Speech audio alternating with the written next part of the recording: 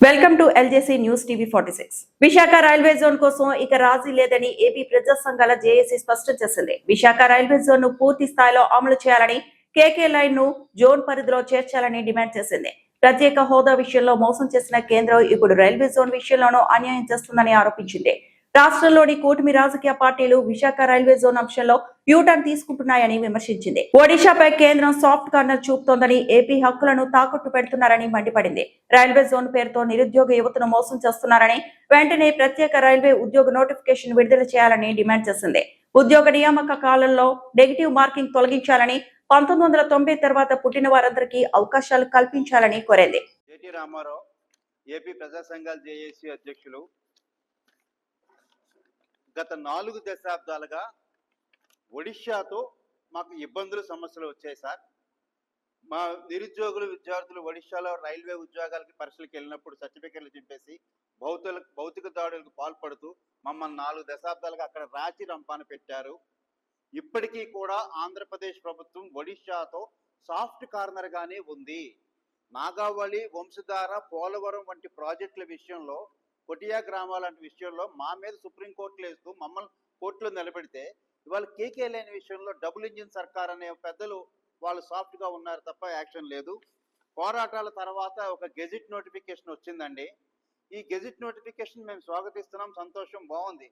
కానీ ఇందులో అనేక ఇబ్బందులు, లోటుపాట్లు, సమస్యలు వచ్చాయి. వాళ్ళు విభజన బిల్లులో ఉంది కాబట్టి క్లియర్ చేశారు, లేదా సుప్రీంకోర్టు వాళ్ళు అడుగుతారు కాబట్టి క్లియర్ చేశారే తప్ప మా మీద ప్రేమ అంతగా నాకు కనపడడం లేదు.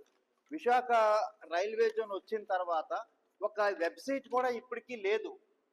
ఇప్పటికీ కూడా విశాఖపట్నంలో ఉన్న ఒడిశా అధికారులు ఖజానా ఖాళీ చేస్తున్నారు, వాళ్ళు లూటీ చేస్తున్నారు, పారిపోతున్నారు. నిధులు ఈ టెండర్, ఈ ఆక్షన్, ఈ పేమెంట్ వంటి వాటితో రేపు సాయంత్రంలోగా టెండర్లు క్లోజ్ చేసేయాలని డెడ్ లైన్లు ఇస్తూ 24లోగా, 25లోగా, 26లోగా, 27లోగా టెండర్స్ ఇష్యూ చేస్తూ కోట్లాది రూపాయల ధన ప్రవాహం జరుగుతూ ఉంది. అరే ఎక్కడ ఎవరికి చెప్పాలో అర్థం కాని పరిస్థితిలో ఉన్నాం మేము.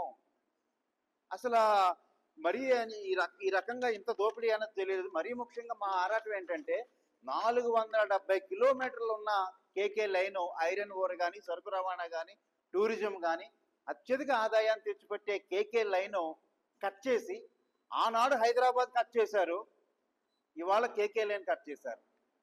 నేను దయచేసి గెజిట్ నోటిఫికేషన్ల మార్పులు చేర్పుల్లో కలపమని మేము కోరుకుంటా ఉన్నాం.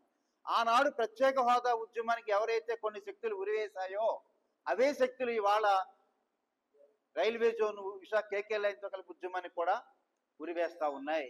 ఇంత దురదృష్టం అంటే అసలు ఎవరికి అర్థం కావట్లా. అసలు రైల్వే జోన్ ఏంటి అన్నది ఎవరికి తెలియడంలా. విచిత్రమైన అంశం ఏంటంటే రైల్వేలో ఒక పనికిమాలిన నిబంధన ఉంది. ఎక్కడైనా జాయిన్ అయితే ఒక 5 ఏళ్ళు 10 ఏళ్ళు మీరు అక్కడే పనిచేయాలని. గేమ్ ఏంటంటే ఇక్కడ హెడ్ క్వార్టర్ లేదు, సొంతిల్లు లేదు. ఆంధ్రప్రదేశ్లో రైల్వే పరంగా సొంతిల్లు లేకపోవడం వల్ల మన విద్యార్థులు కానీ, నిరుద్యోగులు కానీ ఏం చేస్తున్నారు, భువనేశ్వర్ కానీ, బెంగళూరు కానీ, చెన్నై కానీ, తెలంగాణ వెళ్ళి దరఖాస్తు చేసుకుంటున్నారు. అక్కడ దరఖాస్తు చేసుకుంటే మేమేమో నాన్ లోకల్ అవుతున్నాం. బెంగాలోడు, బీహారోడు, ఒడిశాోడు, విశాఖ వాసులు, ఏపీ వాసులు అవుతున్నారు. ఇవాళ ఇది బీహార్ రాజధానా, ఆంధ్రప్రదేశ్ రాజధానా?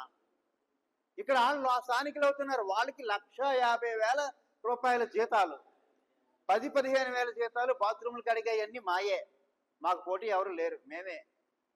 10-15 వేల రూపాయల ఉద్యోగాలు మాకిచ్చి విశాఖ రైల్వే జోన్ వచ్చిన తర్వాత కూడా 1,50,000 అంటే పెద్ద ఉన్నత స్థాయి ఉద్యోగాలు వాళ్ళే వెళ్తున్నారు. ఇవాళ వైజాగ్లో రైల్వే జోన్ కార్యాలయంలో మొత్తం డోర్స్ క్లోజ్ ఉన్నాయి.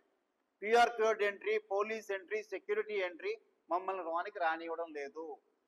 బీహార్లో ఉద్యోగాలు ఇచ్చి ఏపీలో పనిచేయమంటున్నారు, బెంగాల్లో ఉద్యోగాలు ఇచ్చి ఇక్కడ పనిచేయమంటున్నారు. మరి ఏపీ పిల్లలు ఏం కావాలా? ఇక్కడ నారాయణ, చైతన్య ర్యాంకులు ర్యాంకులు ర్యాంకులు అంటారు, కోర్సులు అంటారు. విద్యార్థులు 10 సంవత్సరం బయటకు వస్తున్నారే. నేను మళ్ళీ కోరుతా ఉన్నాను ముఖ్యమంత్రి చంద్రబాబు నాయుడు గారిని, పవన్ కళ్యాణ్ గారిని, అయ్యా అమరావతిలో రైల్వే విడిభాగాల పరిశ్రమ, జనరల్ బోగీలు కానీ, ఏసీ బోగీలు కానీ, మెట్రో కోచెస్ కానీ తయారు చేసి పరిశ్రమ వస్తే 50,000 మందికి ఉద్యోగాలు ఇవ్వచ్చు. 50,000 మందికి.